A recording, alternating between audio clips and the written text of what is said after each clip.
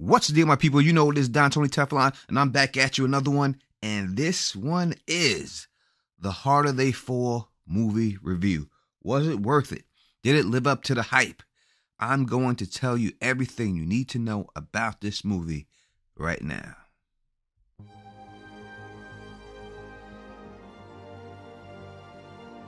What up to all my thugs, nerds, freaks, and geeks? You're now rocking with the best of Don Tony Teflon. And if you can, please subscribe and click that bell so you can be notified every time I drop a new video. Now, right from the beginning, when you watch this movie, I definitely see a good vibe towards Quentin Tarantino, and I think that's a truly good thing. This is a true Western. I truly enjoyed this movie.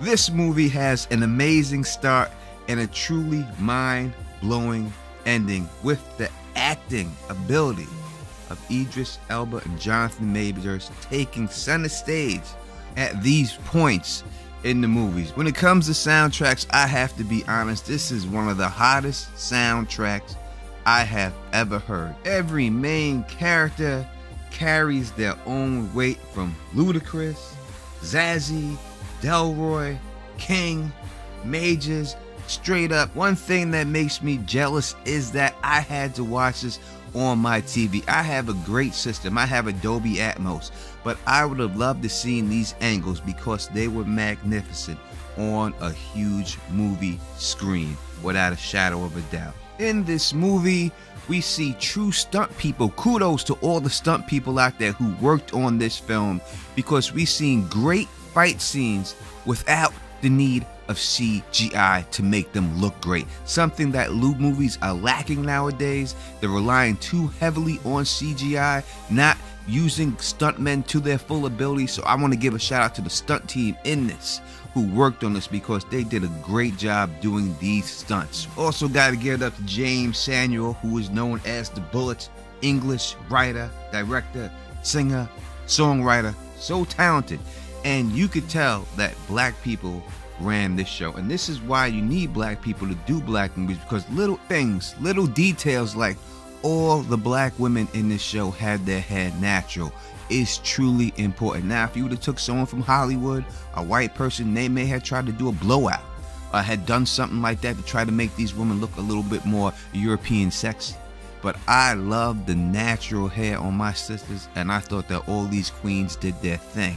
Also, I think it's very important for young black people and older black people who don't know to understand that as black people, we did exist in this time frame. We were not slaves. We weren't enslaved. And we weren't just bending the knee to all white people just because they were white, like people like to portray. That wasn't the case. So I'm happy for them to have shown that, and I'm thanks Netflix for allowing black people to that side of black history. Now, I know that these characters existed. I'm not saying that the story happened. They say in the beginning that it didn't, but we all know Bass Reeves and all this, all of them were real. But what I'm saying is that thank Netflix for showing black people in such a positive light on screen. Now, if you want to call Outlaws positive, but you know exactly what I'm saying when I'm saying this.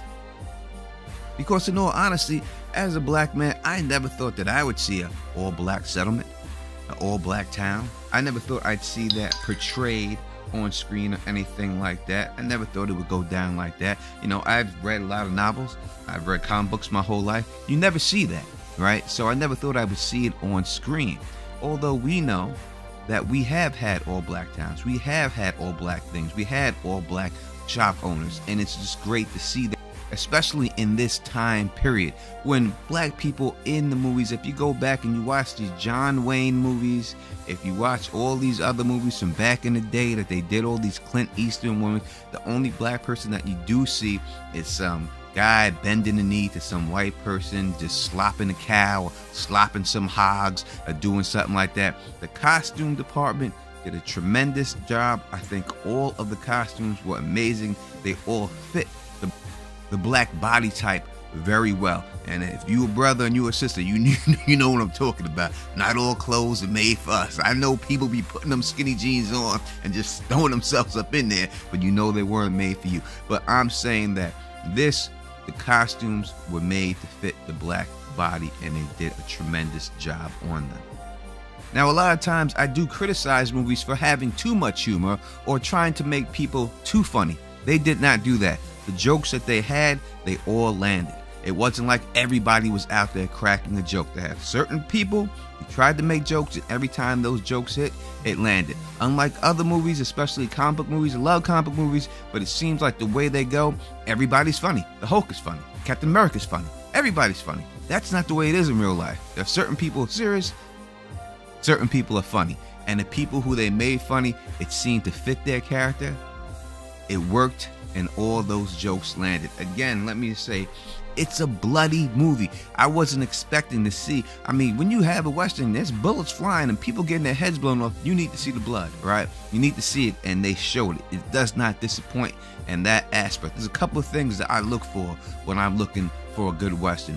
One, I love to see great landscape shot. We got that. We got that and then some. And I love also to see, you gotta have a gunslinging battle. And listen, I love the way they set it up, because if they would have pulled it off the way you think they're going to do it, it would have been very cliche. But I love the way they set it up and the way they finished it off. I know some people probably wanted to see them do it, but it was better that they didn't. Much better. I give them kudos for doing it that way. Now, quickly, let me just give you a synopsis of the movie, and then we'll keep on going. Now, when outlaw Nat Love discovers that his enemy, Rufus Buck, a person who killed his father and his mother, is being released from prison, he sets up a plan to go get revenge on this man. That is the basic premise. Now, it's deeper than that, but that is the basic storyline. I don't want to give away too much in case people haven't seen it, because I'm dropping this just when it drops on Netflix, so maybe you haven't had the chance to watch the whole. But rolling with Nat Love is his girl, Stagecoach Mary, his right-hand man, Bill Pickett, Jim Beckworth, and he also gets somebody who is on the right side of the law, that, you know, the enemy of my enemy is my friend type situation. But yo, the crew they going up against is strong in itself. Rufus Buck, played by Idris Elba, we're going to get to him in a second. Treacherous Trudy Smith, Cherokee Bill. You know what I mean? And it seems like they can't be beat. The team looked amazing. I love the way that every time they showed Idris Elba, they made him look like he was a serial killer. You know what I mean? That's the way they set it up every time he came out. It seemed like Jason or Freddy was coming after you when this dude, the way they shot it, the way they showed him how to make you feel like this cat is a threat. Like there's problems showing up when this dude show up. You know what I mean? And listen, he ain't the fastest gun. He ain't the quickest gun, but he is ruthless, and that's just what it's all about at this particular time. And I love the way they made it. Listen, there's no good guys, there's no bad guys, really. They both were justified for doing what they did. It's truly, which side do you want to be on? Who do you think is right? Was Rufus Buck doing the right things?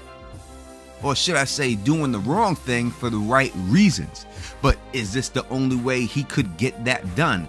Do the ends justify the means? You're left with all those intrigues, all those puzzles, all those options. It's truly a great movie where you can pick whose side you want to be on, who do you thought was right. Again, the ending, amazing. It was really good.